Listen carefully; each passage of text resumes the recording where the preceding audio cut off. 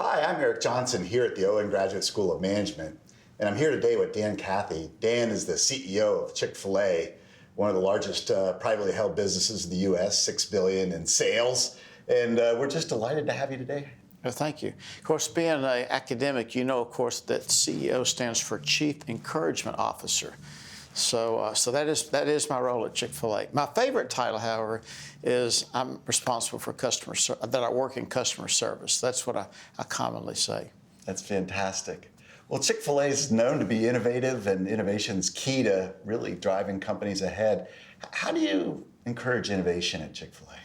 Well, we stimulate a lot of it by asking a lot of questions. There's a lot of intellectual curiosity going on in our business today, where we're constantly stirring up the conversation, inviting a lot of new thoughts in. We try to be well-read, well-traveled.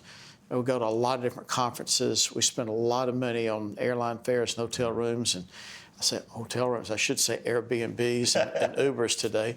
I just came back from Austin, Texas, at South by Southwest, where we had 45 of our corporate staff that are out there. We even had some attorneys that were out at South by Southwest. And it's by being stimulated to realize how fast things are changing, to realizing that we've got to have new, fresh thinking.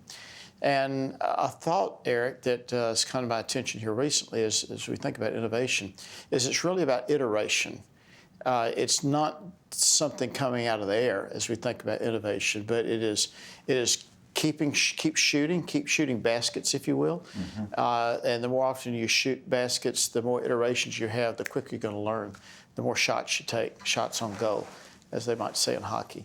But we don't play a lot of hockey in Atlanta, Georgia. But I think it says that we got to keep trying things. You got to keep trying, and that's how we're going to be able to beat competition. The more often we try, the quicker we can fail. And even having a culture of acknowledging failure was an attempt to step it out and be bold and take risk. And that's going to win out in the kind of competitive nature battlefield that we're in today. Yeah. I noticed you have this innovation center called Hatch. How much it's a little play on words, the chicken and the egg, and the hatching of new ideas. I love it. I'm not sure what we paid a branding company. I don't know how. I'd be embarrassed to tell you how much we paid. I knew I was ashamed to sign the invoice for it. When you think about that innovation, how much of that happens centrally in an organization like Hatch versus out in the stores? Well, it's a very dynamic thing. It's things that we see going on among our incredibly gifted entrepreneurial operators. Our operator community is the genesis of so many wonderful things within our business, and we get to listen to that, see that's going on. Our whole operator concept feeds innovation and risk and trying things. It's a very entrepreneurial culture, particularly at the restaurant level. Mm-hmm. And as we glean, almost like honeybees that are going around sniffing around for pollen and pollinating and so forth, we'll bring some of that back to the home office or the support center, as we call it, and we'll fancy it up. We'll put type font on it, or but then we repopulate it back out to the rest of the organization. So it's a very dynamic innovation thing that's going on. Hatch was the idea that in a 71-year-old family business, you've got all the seeds of self-destruction, that are built into that formula, where you start looking in the rearview mirror.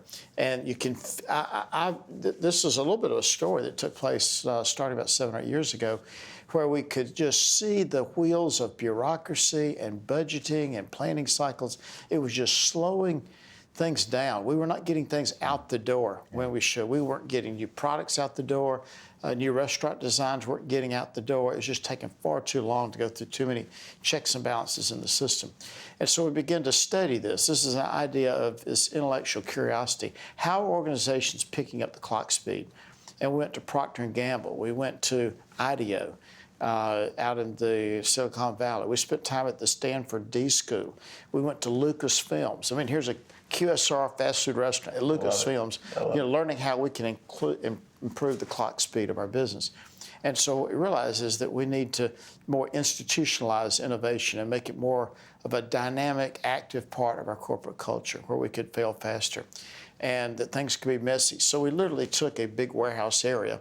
We worked with SCAD, Savannah College of Art and Design. They became our academic partner for this exercise.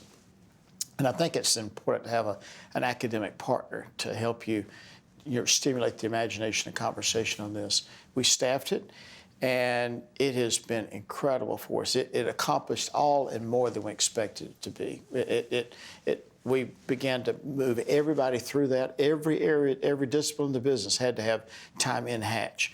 We had a lot of lunch and learns. We began to have more dynamic conversations that were going on, that people were asking more difficult questions, more challenging questions.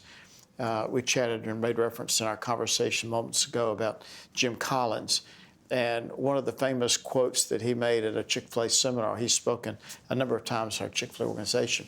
He said this, he said, I keep up with my sleep on my Blackberries. This kind of dates the illustration here. But he said, the more sleep I get, the better questions I ask. And so one of the challenges that we have in leaders is to ask the right questions. Don't ask the same questions, but ask new questions that we need to ask that are relevant for today, and the search to try to find answers. Yeah. You mentioned risk, and risk always comes with failure. How do you encourage your teams to take risks, and how is failure accommodated by the organization? Well, I can't totally answer that question because, to be quite honest with you, that's one of the things I'm trying to mash my foot on the accelerator, is risk. We're realizing that as time goes on, we may be squeezing too much risk out of our organization. And one of the telltale signs of that is how much failure do you have going on? Yeah. And I'm not sure that we're talking and buzzing enough about failures. Recently, Craig Schmidt with Google and Stephen Gillette, who's running Google X operation, had the opportunity to personally visit with both of those individuals just within the last 2 weeks. And they were talking about how they celebrate failure even in their business and their culture. We have a weekly summit. They all come together. They do a report out session of what they've got going on. And the people that fail is recognized for the fact that they dared greatly to do bold and courageous things, and how that inspired everybody else. So, if you can, even if at the peril of failure, if you can have 2 or 3 successes that come out of it, it's well worth it. So how do you create a culture where you can celebrate it? It's okay to fail. And they actually, when they have these big street parties where they talk about where they fail, they give bonus checks, they send people on vacations, and when they come back, they get to reassign to different projects that they've got going on, and they find out it's not so painful to take a shot. Even if you don't make the basket, at least you took a shot. And even with that, you increase the odds of being able to make a score. So I would say this is a very new thought that all of business today is going to have to realize how important that we preserve our tolerance for risk in view of the fact of what the upside rewards are going to be. Yeah, that's great.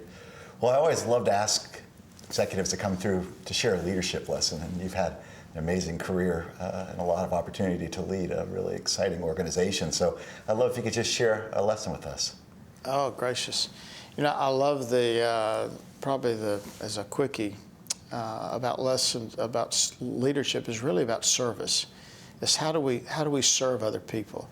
We sometimes get the impression that leadership is about sitting in a big desk and a big chair, and people waiting on you hand and foot. And it's I think we have a very contrarian view that really leadership is all about serving others. The scriptures even talk about that the greatest among you is going to be the servant of many. So how do we serve? So how do we SERVE? How do we see and shape the future? Secondly, how can we engage and develop others? That if we see and shape the future, it'll be such an awesome, all-inspiring, and almost intimidating kind of thing that we have to engage and develop others to be involved and sell that vision. How do we value results and relationships? I mentioned, I skipped the R here, but R is reinvent continuously. Saying goodbye to yesterday, a lot of obsolete practices that are still lurking around, and like old furniture, we need to remodel. We need to remodel our thinking. So reinvent continuously. Value results and relationships. Leaders have to be equally balanced between the relationships that are important for us to have to be effective in relating to people. We have to have value relationships and value results. And the two are dynamic, and it's the tension that we have to embrace as leaders. not getting overly balanced on either one of them. And then E is that leaders have to embody the values. That if we all get laryngitis as a leader, it's not what we said, but what we did. So I would say that'd be maybe a quickie on leadership. Awesome. Well, thanks for sharing that, Dan. And thanks for spending the day with us at Vanderbilt. Our honor, and remember to eat more chicken.